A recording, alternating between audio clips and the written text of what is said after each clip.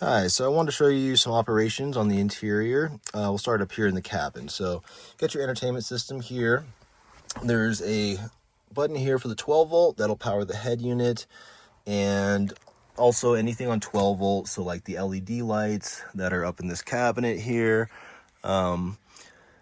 things of that nature will run off of that. You've got plenty of battery power, so you can play music, run lights all night long, have a party, and you shouldn't have any problem with power. I've got 800 watts of solar on the roof, as I mentioned in other videos, so during the summer it'll charge up no problem.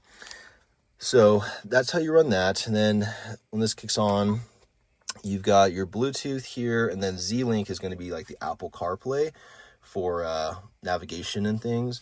So if you're using maps, that's a good one to use. If you're just hanging out at night, want to play some music, I suggest connecting to the Bluetooth, because you can then control volume through your phone buttons, which is nice as like a remote. Otherwise, when you're on the Z-Link, you can only control volume here off the head unit. And then the Bluetooth is labeled a Wolfie Baby RV. Code's probably just 0000 if you need it. And yeah, that's that. So you also have right here, well, over here is fog lights if you need that for night. And on the right side of the 12 volt, and again, you can run this with the car off, but you should turn off when you're not using it. And then on this side is the rear view camera, so that'll kick on the camera back there, helpful when you're backing up. And then this down here is the power inverter. So you can hear I just clicked it off. I'll turn it back on, and you'll hear it boot up there. That's the 3000 watt inverter. And now you've got power to all the outlets. So for running things like the TV, any of the outlets, if you need to charge stuff there, coffee maker, microwave. This is a good way to see if the inverter's on, is if this light's on.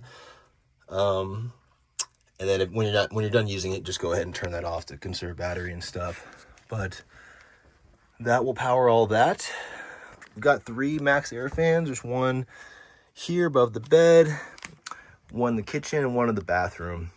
This one is automatic, so if I just hit the power button, it'll automatically wind up the cover and turn the fan on. You can adjust the speed here, turn that off. These other ones are manual, so you'll have to kind of twist this to lift the top vent there, and then you can turn it on and off there. One of the bathrooms is a little different. Again, you gotta twist this to open the vent, and then you've got your speed adjustment there. And then this, I have it labeled, but if you press it to the left, it'll suck air in. If you press it to the right, it'll draw air out. Okay. Otherwise, I think I might have shown already, but here's the heater, on off. Make sure when you turn it off, you press it really hard. Kind of sticks sometimes, and then it'll just keep kicking on and off. And then down here is your sensors. So if you hit this, it'll tell you your tank levels. So we've got full fresh water, holding a gray tank should be empty, good battery life. And then this is the water pump. Clip that on. See the light turn on. Sometimes you'll hear the pump priming. And now you can use the sink, the toilet, things like that. And go ahead and turn that off when you're not using it as well. This is the water heater for the shower. So if you click that on, you'll see the light kick on. And you want to let this run a few cycles. So you'll see this light turn on and turn off. It'll probably turn off in a second here. You want to give it a few heating cycles. I let it sit for like 10-15 minutes before taking a shower. Otherwise, there you'll see it kicked off. And it'll kick on and off like that while it heats up more water. You want to let it sit for 10 minutes or so before you take a shower. Otherwise, you won't have that much hot water. I'll go ahead and turn that off. Stove is on propane. It's got an igniter here. Otherwise, there's a lighter in there.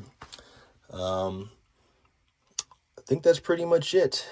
But, oh, for the TV, I'll just mention, there's, I might have shown this already, but here's the remote for that. And you can connect to your phone Wi-Fi, run Netflix, things like that. And then just go ahead and store that when you're not using it. I think that pretty much covers it. If you have any questions, let me know. Otherwise, thank you for watching.